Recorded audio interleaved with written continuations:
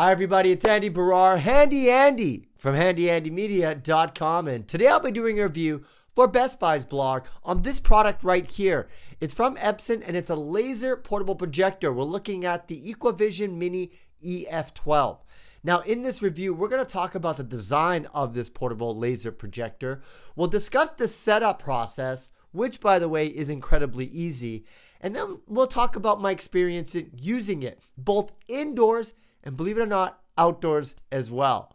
So what do you say? Let's get this show on the road. Folks, sit back, relax, get your popcorn ready, and cue the intro. So let's begin by looking at the design of this projector. You can just see that it has this cube-shaped kind of design, which I like because it is incredibly portable. On the top, you're going to find this kind of a speaker grill. That's because it houses two 5-watt Yamaha speakers kind of right around the top.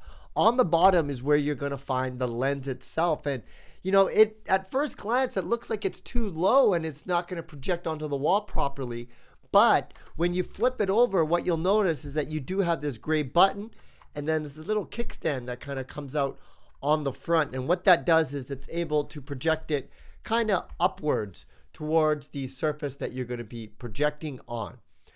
Now, the projector itself is incredibly simple. On the right side, you have all of your controls. You got two HDMIs, so you could hook up, say, a gaming console or maybe an additional streaming stick. You also have USB-A, so if you need to power that device, you can do that as well through there.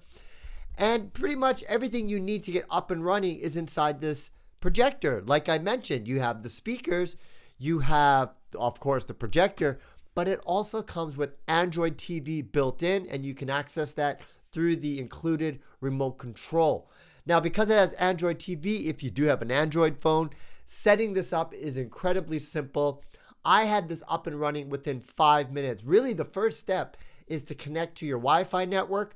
From there, inside the Google app, you can then add a device, and then it will sync your Google account to this projector so that all your, say, YouTube movies and subscriptions are going to be available for you to watch. Now, when I first tested this, I actually tested it in my house, just on a little wall when I was doing the initial setup. And I have to say, even in daytime, I was very impressed by, the quality of the brightness of the screen. I wasn't really expecting much. I just had it sitting on my coffee table, projecting against a wall that had a little art piece on top. And it was actually pretty surprising. I was like, wow, this is not bad. For somebody who maybe was in the market for a television, something like this could be a good alternative because you really just need that wall surface. And if you have that distance, because it is a long throw projector, as long as you have a little bit of a distance, it could theoretically replace a TV. But it was when I took it inside my Airbnb suite, which actually has a dedicated projector wall. Over there, I actually have a Epson projector mounted. It's their Home Cinema 1060, which is an older version of a 1080p projector. That's mounted right on the wall, and it pushes right onto it's mounted onto the ceiling, pushing onto a projector wall. So it seemed fitting for me to try it over there because I wanted to see how this EF12 would work in the daytime, being that it is a portable projector. And I have to say, it could go up to 150 inches according to the specs. So of course I had to pull it back and try that out. And I did get a big image. Here's the thing that I noticed, and it's not surprising.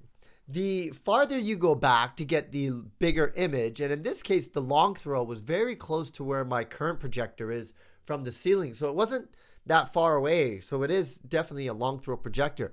But the farther back that you go, you notice that the color, especially in the daytime, is not as bright. It becomes very noticeable, especially in the daytime. However, if you start to push it closer to the wall and your screen gets smaller, you start to notice that it gets very bright. So the question is, where's the sweet spot? And so here I am sitting in this suite going back and forth, trying to find that kind of sweet spot in terms of the size to the color brightness. And I found 100 inches to be pretty good. And I think for a lot of people out there would be very happy to have a 100-inch screen. 150, you are pushing it in terms of the brightness, but if it was at nighttime, I think you could probably get away with it. Here's another interesting thing about this projector. It doesn't have optical zoom.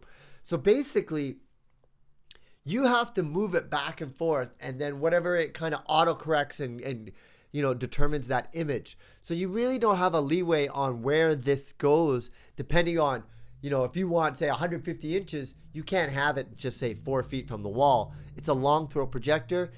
Doesn't have optical zoom. So you're basically at the mercy of where it needs to sit to get that screen size that you're looking for.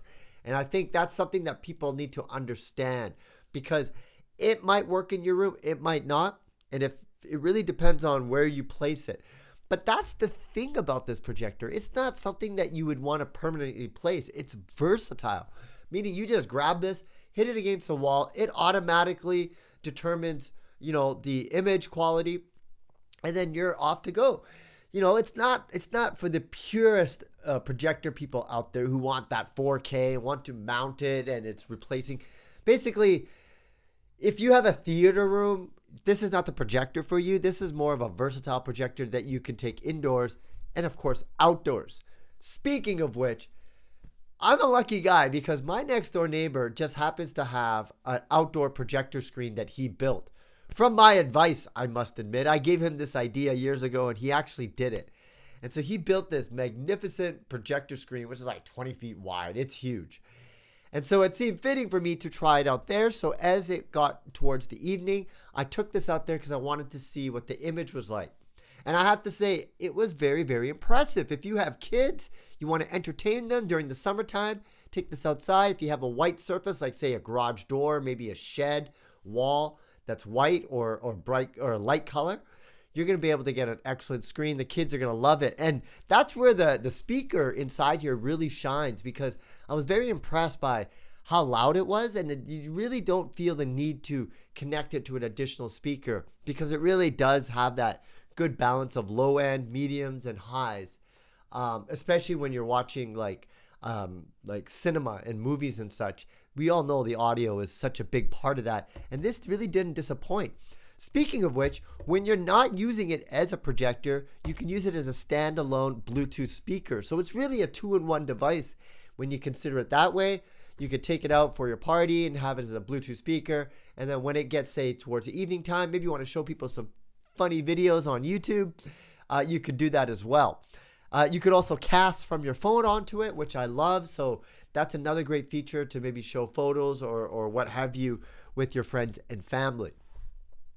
Let's talk about the issues now that I had with this. The first was, I'm one of those guys who when I install a shelf and it's not perfectly like level, it drives me nuts. Like I will take it all apart and try to level it out. With this projector, no matter how much I tried, with the auto keystone and also the manual adjustments, it didn't seem like I was able to get it perfectly the way I wanted it to. And it was just a little bit off. So I was constantly with the controller trying to adjust it, trying to fix the orientation. I'm not sure why I was having so much problems. Maybe if they had some adjustable feet on the back. These ones kind of look like they're a little bit adjustable. You can screw them off a little bit, but you don't really have much leeway there. So I think if they made it so it was a little bit adjusted, so if you did see a little angle, you could just adjust it like that. I ended up using just like drink coasters to try to prop it up and get the angle right. It was tough. It was driving me nuts. I'm not sure why I didn't have that problem with other projectors that do that auto keystone and autofocus. So maybe it could be done in an update. I'm not sure. Maybe it was just this device. I was just having a hard time, both indoors and outdoors, to get it. So I would like to see that change as well. Another feature I'd like, it does have a sleep timer, which unfortunately my projector, my Epson 1060, does not have. I would like to have a sleep function that work with the built-in Google Assistant. Currently, you have to go into the settings, set the sleep timer, and what have you. But for someone like me who always falls asleep watching TV shows, I'm getting old, okay? I admit it. My dad used to do this. Now I'm doing it. I would like to be able to say, like, hey, Google, turn the sleep timer on for an hour, and then you're off to the races. You watch something, and then 10 minutes later, look at that. See, Google. I got Google in my bathroom and it just heard me say that. That's crazy.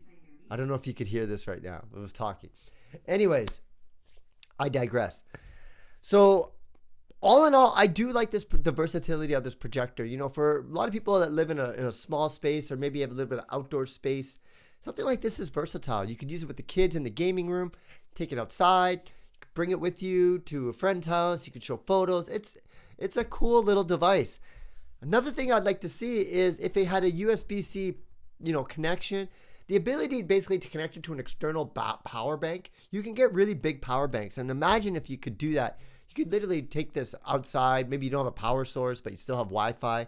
Or you just hook up a gaming console to this and maybe you can play out in the boonies. Who knows? There's a lot of different versatility options for you if you have the ability to connect it to a power bank. So maybe in the future, that's something they should look out to. I just don't know how much energy and this requires or how long it would function on a power bank, but that's something worth considering in the future. All in all, this is a very impressive projector. The daytime brightness was impressive. Of course, it's going to do well at night.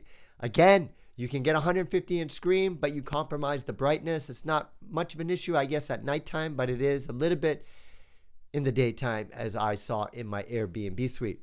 Anyways, folks, I hope you like this review of the Epson EpiqVision Mini EF12. If you did, please smash that like button, subscribe to this channel, and leave your comments below. If you want more information about your boy, hit me up on my website, handyandymedia.com. I also have a YouTube channel. You want to subscribe to that if you like DIY, how-to content, and of course, tech content as well. Unboxing videos, I got those and all that jazz. Once again, my name is Andy Barrar, Handy Andy, signing out. See you again next time. Bye for now.